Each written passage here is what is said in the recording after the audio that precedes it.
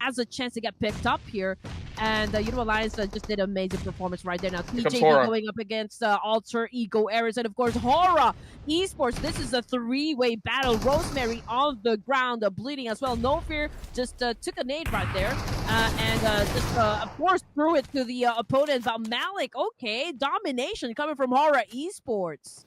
It's just crazy to see the amount of close proximity battles, and that was one beautiful nade that secures it for the side of Horaa Esports. They came late into the scene, but they backed 6 total points, flushing both teams out. I guess they're ready to clash with them, and there you go with the strike coming from No Fear. Lapar is already on the ground. Yeah, he's being absolutely isolated from the rest of BTR as well. I don't think that they will go in for the pickup, but if they control that high ground proficiently well, they might be able to win certain trades. That's the only favorable thing that BTR has on the block at the moment. So Lapar will be left to bleed out, and quickly as it goes, No Fear will be able to add one more point to the tally for the side of Horaa Esports. That's going to be 7 points already. Nades are flying into the sniper's nest. Not really hitting the mark just yet, so Hans will be able to stay still. Suxy now also looking for a trade, dropping nades into the smoke. Oh man, I'm amazed with the fact that Harami Bros is actually doing a great job defending that compound. We did talk about this a while ago that there will be a lot of teams that will head towards that direction. Horde of teams, to be honest. I mean, it's wave after wave after wave of teams that challenge them up. But amazingly, they remained elusive. They were able to defend, although in the process they also lost some of their members, but they're still a-okay. Now, can BTR still be a-okay because Horaa Esports now on a roll? We can see that they were able to eliminate Hands, with that brutal exchange. Hands, 8 elimination points for the side of Horaa. Down to just 6 teams remaining. We are stage 5 with a minute on the clock. Yeah. Move around, right? And just scout the area, check which entry point would be the best for the team. But as per Bigatron, just as I would say that they will not join into the mix, find themselves up against Horaa Esports right here. Oh my goodness. Horaa seems to be, they've already gotten the momentum that they need, and now they're going up against BTR, and they seem to be winning the fight.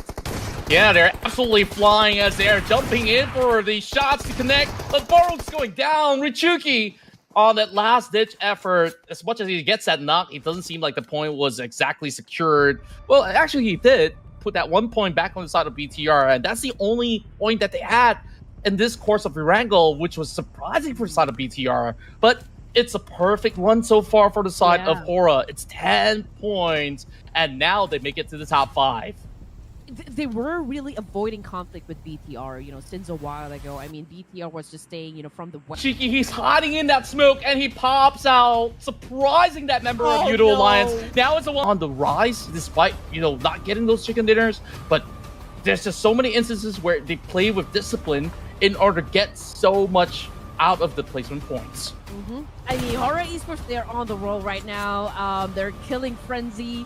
So I don't want to say anything. I don't want to jinx anything. I'm just going to let them play. But so far, they have the rhythm down, right? And it has been a while since Horaa Esports actually scored a winner with a chicken dinner. And probably this might be the game that they are looking for. So far, they've already managed to put up 10 elimination points. So I don't want to say anything. But Range, okay, he is the sole surviving member of Harami Bros. And I think he could chill for a while because K1 as well as Talent Esports, even Horaa Esports, they are eyeing to perhaps challenge K1 first before, or maybe they're not even aware of the fact that there is still a range from Harami Bros that's monitoring the situation. Yeah, and it could go either ways, right? But I love the approach of Horaa Esports, how they're playing this one now. They're hugging by the edge of the circle and also handing one member into seek out where exactly they're playing inside of all these compounds. So if there's going to be any form of a battle, they could just slowly close in, regroup once again to slowly weird out all these other players out there, because Horaa, they do have that numbers advantage. You'd say the same about K1, but H1 taking a compound for themselves, it's kind of difficult to actually hold out. Once there is a certain challenge or a grenade, Like, you could easily lose one member and not having anyone to assist on the potential revive. So it definitely will look to be a little bit tough as we see a little bit of pressure over onto range.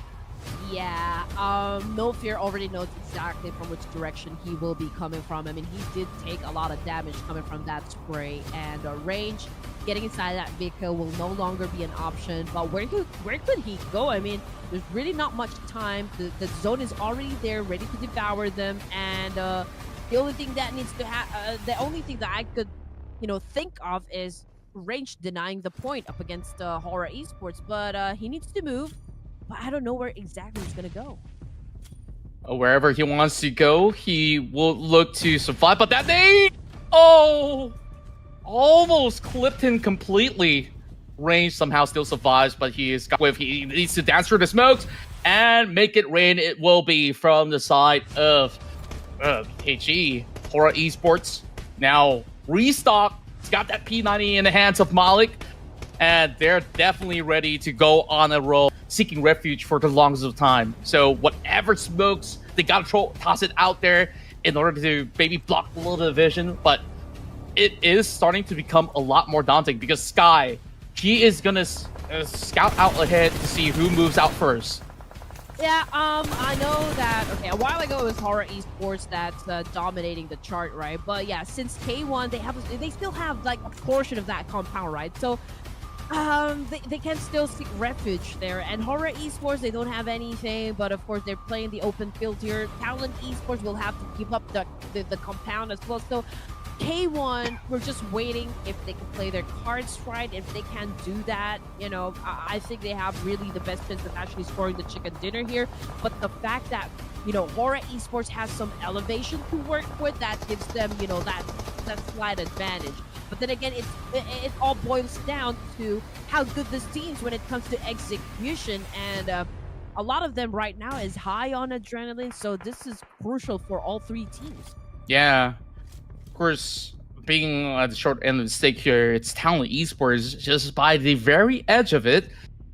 They're not making any moves at the moment. They're looking to assess the situation. They drop a couple of nades, hoping to connect towards the side of K1 Esports. Now, movements up atop. Axel immediately gets clipped, and with just one nade and a couple of bullets, that should do the trick for the side of K1. They get depleted instantaneously, so Talent Esports, those placement points come in handy. Now, it's Horaa Esports, full control over the top end of the kill, and K1, they're just swarming out of it, hoping to find an exchange, but not getting anything at all.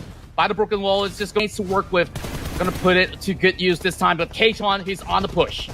Yes, sir. Obviously, K1 is at a disadvantage considering the fact that they will be coming from down below. And this is such a good rotation coming from Horaa Esports. And again, we got a knockdown. So Horaa Esports now being aggressive. They know they have the upper hand. And here comes the exchange. Horaa Esports wins the game. Perfect execution, smart plays, great decision making.